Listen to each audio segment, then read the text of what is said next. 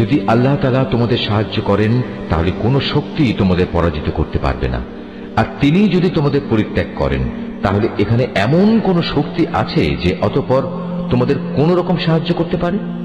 কাজেই আল্লাহর উপর যারা ঈমান আনে তাদের আল্লাহর উপরই ভরসা করা উচিত। কোন নবীর পক্ষে কোন বস্তুর খেয়ানত করা সম্ভবই নয়। হ্যাঁ, মানুষের মধ্যে কেউ যদি কিছু খেয়ানত করে তাহলে কিয়ামতের দিন সে ব্যক্তিকে তার খেয়ানতের সে বস্তু সহ আল্লাহর দরবারে হাজির হতে হবে।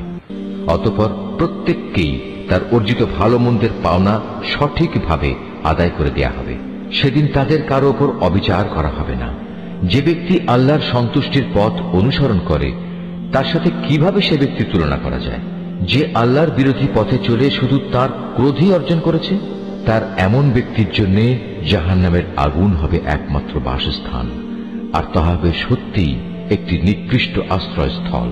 এরা নিজ নিজ আমল অনুযায়ী আল্লাহর কাছে বিভিন্ন স্তরে বিভক্ত হবে। আল্লাহ তাআলা এদের সব ধরনের কার্যকলাপের উপর সজাগ দৃষ্টি রাখেন। আল্লাহ তাআলা অবশ্যই তাঁর ঈমানদার বান্দাদের উপর এই অনুগ্রহ করেছেন যে তিনি তাদের মাঝ থেকে একজন ব্যক্তিকে রসুল করে পাঠিয়েছেন, যে তাদের কাছে আল্লাহর কিতাবের আয়াতসমূহ পড়ে শোনায় এবং সে অনুযায়ী সে তাদের জীবনকে পরিশুদ্ধ করে। সর্বোপরি সে নবী তাদের আল্লাহর কিতাব ও তাঁর গ্রন্থলব্ধ জ্ঞান বিজ্ঞান শিক্ষা দেয়। অথচ এরা সবাই ইতিপূর্বে স্পষ্ট ভ্রান্তিতে নিমজ্জিত ছিল। যখনই তোমাদের উপর ওহদ যুদ্ধের বিপদ নেমে এলো তখনই তোমরা বলতে শুরু করলে, পরাজয়ের এই বিপদ কিভাবে এলো, কার দোষে এলো? অথচ বদরের যুদ্ধে এর চাইতে দ্বিগুণ পরাজয়ের বিপদ তো তোমরাই তাদের ঘটিয়েছিলে। হে নবী, তুমি বলো, এটা এসেছে তোমাদের নিজেদের কারণেই। আল্লাহ তাআলা সর্ববিষয়ের উপর অসীম ক্ষমতায় ক্ষমতাবান। উহুদের ময়দানে দুদলের সম্মুখ লড়াইয়ের দিনে যে সাময়িক বিপর্যয় তোমাদের উপর এসেছিল তা এসেছে আল্লাহর ইচ্ছায়। এই বিপর্যয় দিয়ে আল্লাহ তাআলা এই কথাটা জেনে নিতে চান কারা তাঁর উপর সঠিক অর্থে ঈমান এনেছে। এর মাধ্যমে তাদের পরিচয় তিনি জেনে নেবেন।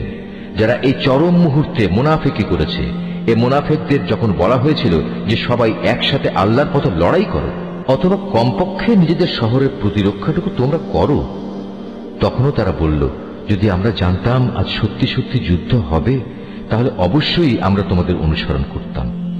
এ সময় তারা ঈমানের চাইতে কুফরিরই বেশি কাছাকাছি অবস্থান করছিল। এরা মুখে এমন সব কথা বলে যা তাদের অন্তরে নেই, আর এরা যা কিছু গোপন করে আল্লাহ তাআলা তা সম্যক অবগত আছেন। এরা হচ্ছে সেসব মুনাফিক যারা যুদ্ধে শরীক না হয়ে ঘরে বসে থাকলো এবং ভাইদের সম্পর্কে বলল, তারা যদি তাদের মতো ঘরে বসে থাকতো এবং তাদের কথা শুনতো তাহলে তারা আজ এভাবে মারা পড়ত না। হে নবী, তুমি এ মুনাফিকদের বলো, যদি তোমরা সত্যবাদী হও তাহলে তোমাদের থেকে মৃত্যু সরিয়ে দাও। যারা আল্লাহর পথে নিহত হয়েছে তাদের তোমরা কোনো অবস্থাতেই মৃত বলো না, তারা তো জীবিত। তাদের মালিকের পক্ষ থেকে জীবিত লোকদের মতোই তাদের রিজিক দেওয়া হচ্ছে। আল্লাহ তাআলা নিজ অনুগ্রহ দিয়ে তাদের যা কিছু দান করেছেন তাতেই তারা পরিতৃপ্ত। এবং যারা এখনো তাদের পেছনে রয়ে গেছে, যারা এখনো তাদের সাথে মিলিত হতে পারেনি, তাদের ব্যাপারেও এরা খুশি, কেননা এমন ধরনের লোকদের জন্য এখানে কোনো ভয় নেই এবং তারা সেদিন উৎকণ্ঠিত হবে না। এ ভাগ্যবান মানুষরা আল্লাহর পক্ষ থেকে অফুরন্ত নিয়ামত ও অনুগ্রহে উৎফুল্ল আনন্দিত হয়, কারণ আল্লাহ তাআলা ঈমানদার বান্দাদের পাওনা কখনো বিনষ্ট করেন না। উহুদের এত বড় আঘাত আসার পরেও যারা আবার আল্লাহ তাআলা ও তার রসুলের ডাকে সাড়া দিয়েছে এবং তাদের মধ্যে আরো যারা নেক কাজ করেছে, সর্বোপরি সর্বদা যারা আল্লাহকে ভয় করে চলেছে, এদের সবার জন্য রয়েছে মহাপুরস্কার।